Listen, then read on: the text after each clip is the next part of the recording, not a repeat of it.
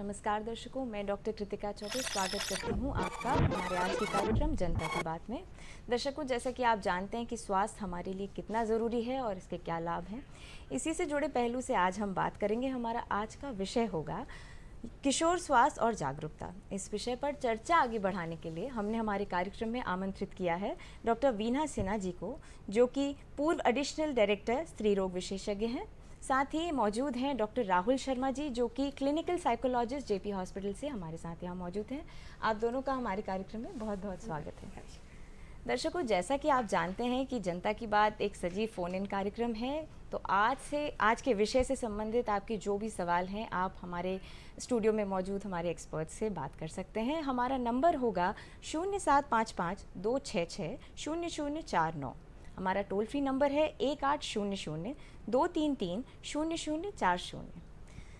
तो मैम, चर्चा की शुरुआत करते हैं। सबसे पहले आपसे पूछना चाहेंगे कि किशोर अवस्था जीवन का वो पड़ाव है जहाँ बहुत सारे इमोशनल, मेंटल चेंजेस एक व्यक्ति के जीवन में आते हैं। तो इस विषय पर आप क्या कहना चाहेंगे हमारे तुमने बहुत महत्वपूर्ण सवाल पूछा है कृतिका, क्योंकि मनुष्य की जैसे जैसे उसकी बाल्यावस्था से जब वो युवावस्था की ओर जाता है तो उसका शरीर में इतने सारे परिवर्तन आते हैं, क्योंकि शरीर एक्चुअली रिप्रोडक्शन के लिए तैयार हो रहा होता है।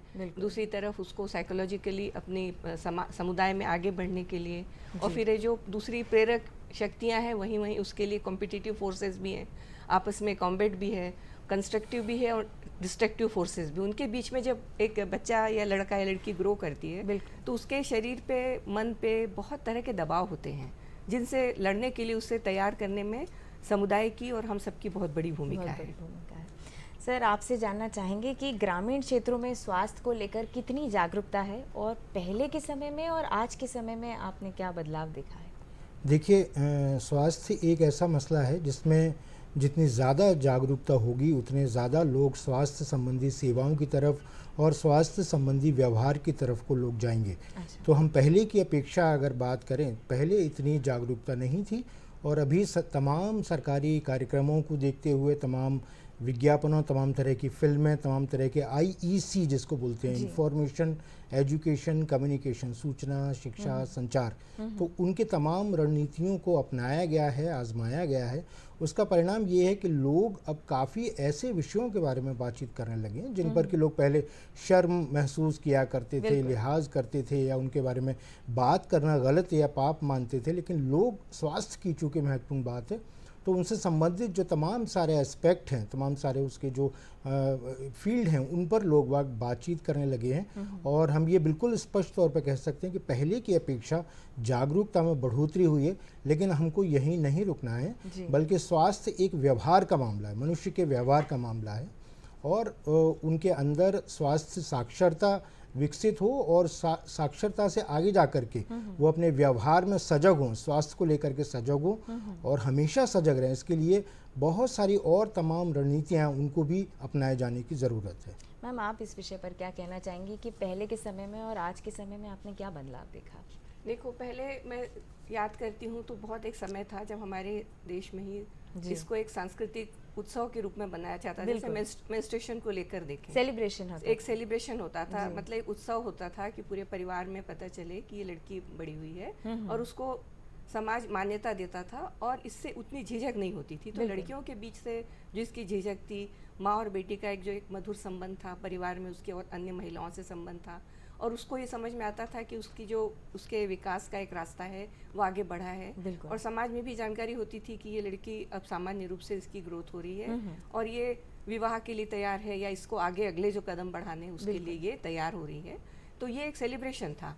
पर धीरे धीरे हमारे जो जॉइंट फैमिलीज टूटती गई, जो माहौल था जिससे हम लोग बाहर आते गए, और ग्रेजुअली ये देखने में आया कि ये बहुत बड़ी झिझक में, शर्म में हम इसको जाहिर भी नहीं करना चाहते थे, और इस शर्म ने, झिझक ने, वर्जनाओं ने और कुंठाओं ने इसको इतना ज़्यादा बना दिया कि लोग बताना ही नहीं चाहते कि किस समय पीरियड आया, और उसको छुपाने के लिए लड़कियों को बहुत ही अनहाइजीनिक तरीक़ों से जीना पड़ता है, और जिससे उनको बहुत सारे खतरे होते हैं, जो आगे निश्चित रूप से हम जिनके बारे में बात करेंगे। तो एक बहुत बड़ा बदलाव है, और ये फिर चूँकि हम जैसे भी डॉक्टर राहुल बता रहे थे कि हम वहाँ से सेलिब्रेशन की ओर से हम वापस आए, फिर हम बहुत ऐसी जगह पे आ गया जहाँ हमने चुप्पी साध ली। उस चुप्पी को तोड़ना बहुत ज़रूरी है, जिससे कि हमारी बेटियों के लिए खुला माहौल बन सके और उनके लिए सुरक्षित जगह हो। बिल्कुल। आप परिवार की बात कर रहे थे, माँ बेटी के मधुर संबंधों की बात कर रहे थे। मैं जानना चाहूँगी कि इस उम्र के इस पड़ाव में जो सबसे अच्छा सलाहकार हो सकता है वो परिवार ही हो सकता है, किसी भी युवक युवती के लिए, किशोर अवस्था के। तो आप इसके बारे में क्या कहना चाहेंगे कि परिवार किस तरह या माँ बेटी किस तरह एक दूसरे के बाद डिस्कस कर सकते हैं, या माँ किस तरह अपनी बच्ची को गाइड कर सकती है इस दौरान? इसमें देखो, इसमें माँ सबसे पहले संपर्क में आने वाली स्त्री होती है अपनी बेटी के। बिल्कुल। और चूँकि हमारे यहाँ जो वातावरण है उसमें कई बार झिझक के मारे अगर माँ कह नहीं रही है तो उसको अपने इस चुप्पी को तोड़ना बहुत ज़रूरी है। बहुत ज़रूरी। क्योंकि जैसे हमने माहौल में परिवर्तन देखा, शुरू में जब अपने पेशेंट्स को मैं पूछती थी तुमने अपनी बेटी को बताया, बोले हम कैसे बता दें। हमने कहा तुम नहीं बताओगी तो कौन बताएगा उसको। तो ये बताना सबसे आसान होगा उसके लिए क्योंकि पास में है। पर जैसा तुमने पहला सवाल किया कि हम अभी उस दौर से गुजर रहे हैं जब ये वर्जनाएं धीरे धीरे टूट रही हैं और हम ये उससे बाहर आ रहे हैं, और इसलिए अगर सही जगह से उसको जानकारी नहीं मिलती तो वो अपने दोस्तों के बीच में, कुछ अपनी सीनियर्स की, कुछ परिवारों में भाभियाँ या बड़ी बहनें होती हैं, उनके माध्यम से। पर माँ पहला संपर्क सूत्र होती है। अगर पहली बेटी तो खासतौर से उसके लिए बहुत ज़्यादा।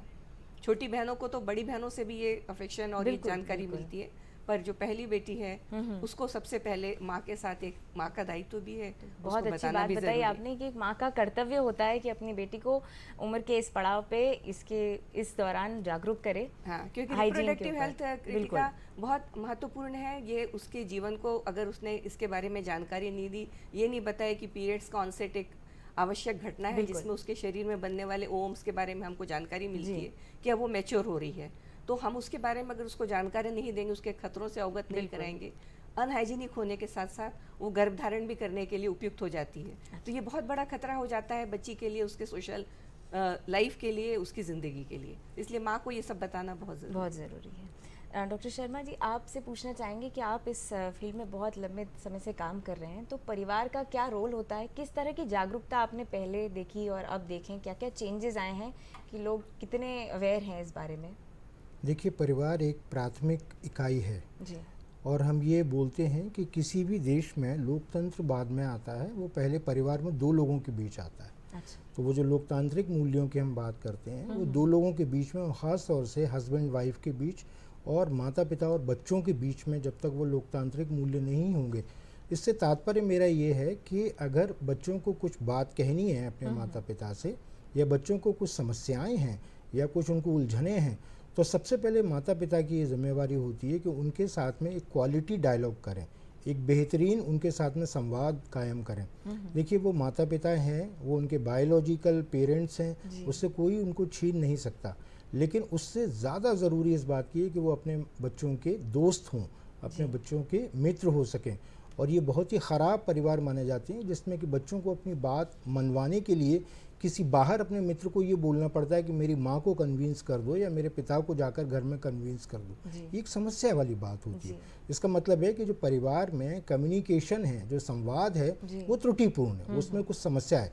तो अगर एक धरातल पर आकर के लोकतांत्रिक मूल्यों के साथ में एक दूसरे को समझते हुए, समस्याओं को जानते हुए अगर उनके समाधान निकालने हैं, तो उसमें ये बहुत ज़रूरी है कि उनको सुना जाए। बच्चों को क्वालिटी लिसनिंग हो, अच्छे से सुना जाए, एक्टिव लिसनिंग हो, और उनको समझने का प्रयास किया जाए कि बच्चे अगर कुछ समस्या में हैं, अगर उनके अंदर उलझने हैं, तो उनको किस तरह से सुन करके, कैसे समझ के उनको किस तरह से दूर किया जा सकता है। तो ये बहुत ज़रूरी है परिवार के स्तर पर। जिन परिवारों में ऐसा होता है, जिन परिवारों में बच्चों को सुना जाता है, जिन परिवारों में हस्बैंड वाइफ एक दूसरे को सुनते हैं, वहाँ इतनी समस्याएं नहीं होती हैं। समस्या उन परिवारों में ज़्यादा है जहाँ की वे सुनते नहीं हैं, उनके पास में वक्त नहीं है इतना, या उनके जो कम्युनिकेशन है, जो संवाद के जो तौर तरीके हैं, वो फॉल्टी हैं, वो त्रुटिपूर्ण है। तो उसकी वजह से समस्याएं ज़्यादा आती हैं। तो हम वहाँ बेहतर कर पाएंगे जहाँ बच्चों को इतना स्पेस मिलेगा और जहाँ पार्टनर्स में, हस्बैंड वाइफ में एक दूसरे के लिए इतना स्पेस होगा कि वो अपनी बात कह सकें और सुन सकें। मैम, पहले के समय में महिलाएं जो हैं माहवारी के समय पे कपड़ा इस्तेमाल करती थी। आज दौर बदल गया है। अब सरकार भी मुहिम उठा रही है कि सैनिटरी पैड्स के ऊपर, और टैम्पॉन्स और मेंस्ट्रुअल कप भी हैं। तो महिलाएं कितनी जागरूक हैं इस बारे में कि हमें मेंस्ट्रुअल कप और सैनिटरी पैड्स के को इस्तेमाल करना चाहिए? देखो, ऐसा पहले जो तुमने कहा बिल्कुल ठीक कहा कि पहले जब जागरूकता नहीं थी और हमने अपने प्रैक्टिस के दौरान लोगों को देखा भी है कि जब ये अवेलेबिलिटी नहीं थी तो वो ऐसी चीज़ों का उपयोग करते जिनकी आज हम कल्पना भी नहीं कर सकते। गंदे कपड़े का इस्तेमाल करना, पुराने कपड़ों का इस्तेमाल करना, उनको समय से चेंज ना करना, ना धोना, और अगर धोया भी तो साफ जगह ना फैला पाना, शर्म के मारे या झिझक के मारे। और दूसरा, कई बार मौसम ऐसा होता है कि वो सूख नहीं पाते कपड़े, तो उनको खुली जगह नहीं मिलती। और दूसरा, कई बार वो फ्लो अधिक होता है तो वो कपड़ों के साथ साथ राख जैसी चीज़ का इस्तेमाल भी करते। तो वो सब बहुत ही अनहाइजीनिक तरीके थे जिनसे कि ये सब किया जाता था। तो उससे जो बदलाव आया है, सरकार भी उसको लगातार प्रमोट कर रही है कि सैनिटरी नैपकिन्स की सप्लाई हो, और जैसे जो सार्वजनिक उपयोग के स्थान हैं, शौचालय हैं, वहाँ पर भी कई स्थानों पर, एयरपोर्ट्स पे, रेलवे स्टेशंस पे या बस स्टॉप्स पे सैनिटरी पैड्स की वेंडिंग मशीन्स लगाई जाती हैं। निजी भी होती हैं, सरकारी भी, बहुत कम मूल्य पे भी उसमें उपलब्धता होती है। तो सबसे बड़ी चीज़ है कि हमें जानकारी रहे कि सैनिटरी पैड यूज़ करना बेहतर विकल्प है, और उसका डिस्पोजल सही तरीके से हो। दूसरा, जो तुमने बात की मेंस्ट्रुअल कप की और टेम्पन्स की, तो टेम्पन्स और जो कप्स हैं, इनको वेजाइना के अंदर डालना पड़ता है, इंसर्ट करना पड़ता है। तो वो किशोरियों के लिए उतने उपयुक्त नहीं है, क्योंकि अभी उनके ऑरिफिसेस ओपन नहीं है, तो उसमें डालने में कई बार वो रप्चर हो सकता है और उससे इन्फेक्शंस होते हैं, इरिटेशन होता है। तो एक बार ट्रेन होने के बाद ही उसको यूज़ करना चाहिए। पर एक्सटर्नल पैड्स हाइजीन के हिसाब से बच्चों की, और वो ज़्यादा सेफ़ हैं, और उनसे समय से अगर उनको हम बदल लेते हैं, जैसे हम 4 घंटे में अगर सोकेज है तो उसको हम चेंज कर लें दिन में, और लंबे सोकेज के लिए हमको हैवी पैड्स का, क्योंकि कई बार जो मेंस्ट्रुअल कप यूज़ करने वाली महिलाएं होती हैं उनको एक्सटर्नली पैड्स का उपयोग भी करना चाहिए, इस बात का ध्यान, क्योंकि लीक हो सकता है। और दूसरा, निकालते समय चोट भी आ सकती है। स्टेफिलोकोकल और बैक्टीरियल इन्फेक्शंस होते हैं जो काफ़ी तकलीफदेह हो जाते हैं। बहुत अच्छा मैसेज दिया मैम आपने कि किशोरियों को एक्सटर्नल पैड्स का इस्तेमाल सेफ रहता है कंपेयर टू टैम्पॉन्स और मेंस्ट्रुअल कप। सर, आपसे पूछना चाहेंगे कि इस दौरान इमोशनल प्रॉब्लम्स क्या क्या फेस करते हैं किशोर या किशोरी?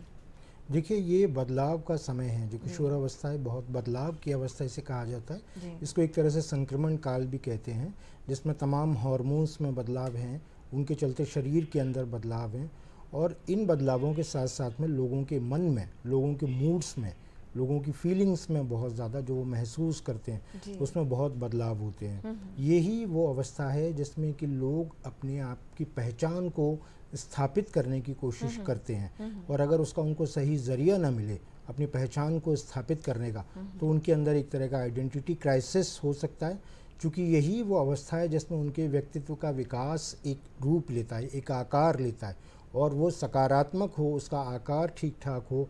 तो उसके लिए भी ज़रूरी है कि उनका अपने परिवार के साथ में एक बेटर एडजस्टमेंट हो। अगर बेटर एडजस्टमेंट, सही समायोजन अगर नहीं होगा, तो उनको कई तरह की भावनात्मक समस्याएं और मानसिक समस्याएं उनको आएंगी, उनके व्यक्तित्व के निर्माण में कई तरह की समस्याएं आएंगी। तो कई बच्चे, हम ये देखते हैं कि एंटी सोशल पर्सनैलिटी के बच्चे हो जाते हैं, कई बच्चों को बॉर्डरलाइन पर्सनैलिटी डिसऑर्डर, या कई बच्चों को अवॉइडेंट और डिपेंडेंट पर्सनैलिटी डिसऑर्डर्स जैसी समस्याएं इस उम्र में आती हैं। मानसिक समस्याएं जो कि युवावस्था में जाकर के प्रकट होती हैं, उनमें से अधिकांश का बीज बचपन में और किशोरावस्था में पड़ चुका होता है। लगभग 70% मानसिक समस्याओं का बीज इस अवस्था में और बचपन में पड़ चुका होता है। तो उस लिहाज से माने भविष्य को देखते हुए भी इस अवस्था में व्यवस्थापन होना, ठीक ठाक लोगों को देख रेख होना, और बच्चों को, किशोरों को सही तवज्जो मिलना, ये बहुत ज़रूरी होती है। वरना लोग कई तरह की मानसिक समस्याओं के प्रति संवेदनशील हो जाते हैं, और कई तरह की भावनात्मक समस्याएं उनमें आगे जाकर के उत्पन्न हो सकती हैं, उनमें समायोजन संबंधी समस्याएं आगे जाकर के आ सकती हैं, और व्यक्तित्व संबंधी समस्याएं आ सकती हैं। युवाओं में आजकल एडिक्शन का सर बहुत ज़्यादा चलन देखा गया है, तो किस तरह इस उम्र में आकर स्वास्थ्य पर असर पड़ता है युवक और युवती दोनों? बिल्कुल, देखिए, दो तरह की लत जिसको बोलते हैं, आदत, बल्कि जो मॉडर्न साइकियाट्री है, जो आधुनिक मानसिक रोग विज्ञान है, वो उसको लत नहीं मानता, वो उसको आदत नहीं मानता, बल्कि वो उसको बीमारी बोलता है। अच्छा। तो कोई भी एडिक्शन जो है वो दरअसल मात्र लत नहीं है, वो आदत नहीं है, वो एक बीमारी है। साइकियाट्रिक वर्ल्ड में उसको एक बीमारी माना जाता है। अब हम ये देखते हैं कि आजकल बच्चों को जिसमें लड़कियां भी शामिल हैं, तो तंबाकू खाना, सिगरेट पीना, उसके साथ शराब पीना और कोई ड्रग का एडिक्शन करना, ये समस्याएं काफ़ी नज़र आ रही हैं। इसके साथ साथ में एक और एडिक्शन है, वो है स्क्रीन का एडिक्शन, मोबाइल का एडिक्शन, और वो बचपन से ही है। माने आप ये देखिए कि माँ अपने बच्चे को कुछ खिलाने के लिए जब तक मोबाइल खोल करके उसके सामने नहीं रखेगी, तब तक बच्चा कुछ नहीं खाएगा। तो ये बहुत समस्या की बात है, क्योंकि इतने छोटे छोटे बच्चे, किशोरावस्था के बच्चे, अगर इतना लंबा वक्त वो खेलने में गुजारने की बजाय, वो कुछ सृजनात्मक गतिविधियों में अपने आप को लगाने की बजाय अगर वो मोबाइल में लगाएंगे, तो उससे कई तरह की इमोशनल प्रॉब्लम, कई तरह की और समस्याएं, कई तरह के उनके कॉग्निटिव या संज्ञानात्मक विकास की समस्याएं उनको आगे फेस करना पड़ती हैं। तो इसलिए ये ज़रूरी है कि हम नशे की समस्याओं पर, जिस तरह हम तंबाकू के नशे के ख़िलाफ़ बात करते हैं, जिस तरह हम शराब के नशे के ख़िलाफ़ बात करते हैं या और नशों की बात करते हैं, उस तरह से हम मोबाइल और ये कंप्यूटर, लैपटॉप और टेलीविज़न के नशे को भी रोकना। गेमिंग एडिक्शन एक बहुत बड़ा, तरह तरह के गेम्स खेलना एक बहुत बड़ा नशा है, और ये मॉडर्न साइंस बोलता है कि कोकीन नाम की ड्रग्स, कोकीन नाम की ड्रग लेने पर मस्तिष्क में जो परिवर्तन होते हैं, ठीक ठीक वही परिवर्तन मोबाइल के अत्यधिक इस्तेमाल की वजह से भी मस्तिष्क के भीतर हो जाते हैं। तो लगभग वो वही प्रभाव पैदा करता है जो कोकीन का नशे का प्रभाव होता है, वही लगभग ये गैजेट और आर्टिफिशियल इंटेलिजेंस जो है उसके प्रभाव होते हैं। तो इन सब चीज़ों को लेकर के बच्चों के साथ बात करना और बच्चों को इस बात के लिए मोटिवेट करना कि वो दुनिया में बहुत खूबसूरत चीज़ें हैं, बहुत सी चिड़ियाँ हैं, बहुत सी मछली हैं, बहुत सी तितली हैं, प्रकृति इतनी रिच है, इतनी भरी पूरी है, लोग उसकी तरफ को जाएं, और संगीत है और खेल हैं, तमाम सारे लोग उसकी तरफ को जाएं, बजाय कि केवल एक मशीन के साथ में अपने आप को जोड़कर बैठें या किसी केमिकल तत्व के साथ में अपने आप को ख़त्म करने लगें। तो इसके लिए जागरूक करना और बातचीत करना बहुत ज़रूरी है। मैम, आपसे पूछना चाहेंगे कि जिस तरह कोई युवा, जो अभी सर बता रहे थे कि युवा किसी एडिक्शन की तरफ मुड़ जाए, तो क्या ट्रीटमेंट है इसका और क्या लक्षण हैं इसके? पहले तो इसमें जैसे देखेंगे कि वो जो बच्चा एडिक्शन के मोड में जाता है, वो अक्सर अपने वातावरण से कट सा जाता है जी। वो लोगों से इंटरेक्ट नहीं करता, मतलब घर में भी आप देखेंगे तो उसके घर में रहने का समय कम हो जाता है। और जैसा डॉक्टर राहुल ने बताया कि लोग ये इसके एडिक्ट हो जाते हैं, और इसकी वजह यूजुअली उनके अंदर का कोई ट्रॉमा या किसी अवसाद को छुपाने के लिए, या अपने दोस्तों के दबाव के चलते, जिसको हम पीयर प्रेशर कहते हैं, कि उनके साथियों का दबाव होता है, या किसी अपने रोल मॉडल को कभी वो देख लेते हैं कि वो इसमें, तो अपने उस हिसाब से अपने आप को ढाल लेते हैं। और फिर वो जब ऐसा ढालते हैं तो उनका लक्षण ये होता है कि वो घर में आने से बचेंगे, अपने खाने में उनका ध्यान नहीं होगा, वो अपनी जो रूटीन गतिविधियां हैं उसमें उनको अवॉइड करेंगे, देर तक सोएंगे या नहाना धोना कम कर देंगे, और कई बार वो अपने स्कूल, कॉलेजेस या वर्क प्लेस से भागने लगते हैं, और इवन जो पुराने साथी उनके थे, वो साथियों का ग्रुप चेंज हो जाता है, और उनके चेहरे पे हमेशा एक ऐसा, जैसे चूंकि वो एडिक्शन में या ड्रग्स लेने से होता है, तो आपको उनके चेहरे पे एक अलग तरह का भाव दिखेगा जो उनको विड्रॉल उनका इंडिकेट करता है। तो उसने, अगर बच्चे ने खाना पीना कम कर दिया है, खाने पीने में बदलाव आया है, तो निश्चित रूप से माता पिता को या उसके कपड़ों से कोई महक आई है, उसके सामान में आपको कुछ ऐसी संदिग्ध चीज मिलती है, ऐसा लगता है, तो और चूंकि एडिक्शन तो स्क्रीन का है, वो तो आपको विजिबल होगा कि पूरे समय ये मोबाइल चालू रखता है जी, तो या वाईफाई के नहीं होता तो बेचैन हो जाता है, मोबाइल चार्ज करने के लिए भागता है। ये सब लक्षण है कि हमको मोबाइल का एडिक्शन है। हम थोड़ी थोड़ी देर में मोबाइल खोल के देखते हैं कोई मैसेज आया क्या। मैम, इलाज किस तरह शुरुआत कर सकते हैं? जैसे इसके लिए सभी जिला चिकित्सालयों में मनोकक्ष खोले गए हैं। अच्छा। तो जिनमें मनोकक्ष में जाकर आप उनसे फ़ोन पे भी बात कर सकते हैं, और वो संपर्क उनसे चिकित्सक से वहाँ किया जा सकता है। काउंसलर्स होते हैं जिनसे आप बात करके अगर जाते हैं, और साथ में पेरेंट्स और जो परिवार है पूरा, या जो कोई आपका दोस्त है अच्छा, जो आपका वेल विशर है, उनके साथ में, उनको किसी को साथ में लेके, क्योंकि कभी भी ग्रुप सपोर्ट बहुत महत्वपूर्ण होता है ऐसे स्थानों में। तो आप ये मनोकक्ष सभी वर्ग के लोगों के लिए हैं, सभी आयु के लोगों के लिए हैं, तो वहाँ पर ये जा सकते हैं।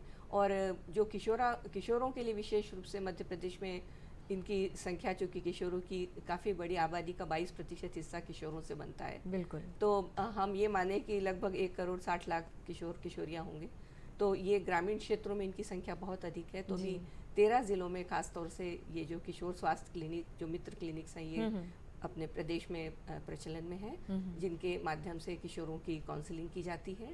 और यही नहीं, उनको आवश्यक जो दवाइयाँ, जैसे इस एज के बच्चों को एनीमिया है तो उनको रक्ताल्पता के लिए दवा देना, और या फिर अभी हम जैसे और गांव में जाते हैं तो 13,000 से अधिक गांव में साथिया या पीयर्स बनाए गए हैं जो आशाओं द्वारा चयनित हैं। ये कम्युनिटी में मतलब समुदाय तक जाके किशोरों की समस्याओं को बारीकी से देखेंगे, पेरेंट्स को बताएंगे, समाज को जागरूक करेंगे। तो उस तरह से ये साथिया भी बहुत हेल्पफुल हैं जो उनको ट्रीटमेंट प्लेस तक लाएंगे, तो जिनकी काउंसलिंग की जा सकेगी। और जैसे जिला चिकित्सालय में जो डॉक्टर राहुल जैसे साइकेट्रिस्ट जो पोस्टेड हैं या जो चिकित्सक वहाँ पदस्थ हैं, वो उनको हेल्प करते हैं। हमारे डिस्ट्रिक्ट अर्ली इंटरवेंशन सेंटर्स होते हैं जिसमें भी इनकी मदद की जा सकती है। मैम, फास्ट फूड्स का भी बड़ा चलन है जो हमारे युवक युवतियों की स्वास्थ्य पे काफ़ी प्रभाव पड़ता है उनका, तो उस बारे में हमारे दर्शकों को थोड़ा शॉर्ट में बताएं। खासतौर से जब से वर्किंग मदर्स हुई, दोनों पेरेंट्स वर्किंग हुए, तो बच्चों के खान पान पे, और जॉइंट फैमिलीज टूटी, मैंने पहले भी इसका जिक्र किया, तो उससे खान पान की आदतों में बहुत फ़र्क होता है, क्योंकि जल्दी जल्दी खाना बना के रखना है जिससे जल्दी हो, और तो उसमें ध्यान नहीं रखते। और बच्चों को जो पसंद है चटपटा चीज़ें, कि उन्होंने देखा है कि पेरेंट्स ने जब भी हुआ, और उनको लुभाया भी इसी बात से जाता है कि अगर तुम ये फर्स्ट आओगे तो हम तुमको खाने के लिए हम तुम्हें आइसक्रीम खिलाएंगे, या तुमको हम बर्गर खिलाएंगे, या पिज़्ज़ा आएगा, तो और वो आसान है सबके लिए। तो ये जो जंक फूड एक तरह से बच्चों को बचपन से एक अनहेल्दी हैबिट उनकी बन जाती है, तो वो उनको टाइप 2 मतलब डायबिटीज़ की तरफ उनको बहुत जल्दी ऑनसेट हो जाता है डायबिटीज़ का। मोटापा इतना अधिक हो जाता है, और वो चूँकि हिलते नहीं, स्क्रीन एडिक्शन है, खाने का जंक फूड है, और दौड़ने खेलने की आदत छूट गई। राहुल भी उसका जिक्र कर रहे थे कि पंछी तितलियाँ देखना हमने बंद कर दिया। तो मैम, समय के अभाव की वजह से मैं कहना चाहूँगी, सर से पूछना चाहूँगी सर कि जैसे किशोरों के स्वास्थ्य के विषय में आप हमारे दर्शकों को बताएं संक्षेप में कि क्या क्या देखते हैं वो। देखिए, किशोरों में जो आज बहुत ज़्यादा संवेदनशीलता है अपने मानसिक स्वास्थ्य को लेकर के, उसमें एक सेल्फ हार्म मतलब स्वयं को नुकसान पहुंचा लेने और आत्महत्या की प्रवृत्ति का बढ़ना, उसके साथ साथ में उनको एक और जो बड़ी समस्या है वो है उनके बीच में एग्रेशन बढ़ रहा है, आक्रामकता का भाव उनके बीच में और हिंसा का भाव उनके बीच में बढ़ रहा है। फिर हमारा देश इस बात पर गर्व करता है कि हमारे यहाँ सबसे ज़्यादा किशोर हैं, लेकिन थोड़ा मुश्किल हमें तब लगती है जब हमें ये मालूम होता है कि हमारे यहाँ दुनिया में सबसे ज़्यादा डिप्रेशन किशोरों में हमारे देश में हो रहा है। तो ये जो 2-3 समस्याएं हैं, एक आत्महत्या की प्रवृत्ति का बढ़ना, ज़रा सी बात में 8-8, 10-10 साल के बच्चे, शायद हम अपने 8 या 10 साल में ये समझते नहीं थे कि आत्महत्या होती क्या है, कैसे होती है, क्यों होती है, लेकिन अभी इतने छोटे से बच्चे इतने ज़्यादा टची हैं कि माँ ने कुछ कह दिया, फादर ने बोला, पिता ने बोला कि मोबाइल का लॉक खोल दो, इतनी छोटी सी बात में जा कर के और आत्महत्या के जैसे कदम उठा लेना, या आपस में इतना लड़ाई करना, एक दूसरे के साथ में हिंसक हो जाना, या फिर एक इस तरह की उम्मीद पाल लेना। तो देखिए, मानसिक स्वास्थ्य की हम जब बात करते हैं तो WHO ने 4 चीज़ें बड़ी इंपॉर्टेंट बताई हैं कि हम इन 4 चीज़ों को देख करके पता लगा सकते हैं कि कोई व्यक्ति स्वस्थ है या नहीं। उसमें पहली चीज़ है कि हमको अपनी क्षमताओं का ज्ञान हो, अपनी एबिलिटीज़ का, कि हम क्या कर सकते हैं। तो ज़्यादातर किशोरों को ये बताना ज़रूरी है कि उनकी क्या क्षमताएं हैं। दूसरी बात है कि जो रोज़ाना के तनाव है उनको वो कैसे सामना कर सकते हैं। तो ये 4 में से 2 चीज़ें बहुत ही महत्वपूर्ण हैं। तीसरा चीज़ है कि वो कितना फ्रूटफुल हो सकते हैं। चौथी बात है कि वो अपने देश के लिए कितना काम आ सकते हैं। सर, बहुत अच्छी बात आपने हमारे दर्शकों को बताई। आप दोनों हमारे कार्यक्रम में आए, इसके लिए बहुत बहुत धन्यवाद। दर्शकों, मिलते हैं कार्यक्रम के अगले अंक में, तब तक मुझे दीजिए इजाज़त। नमस्कार।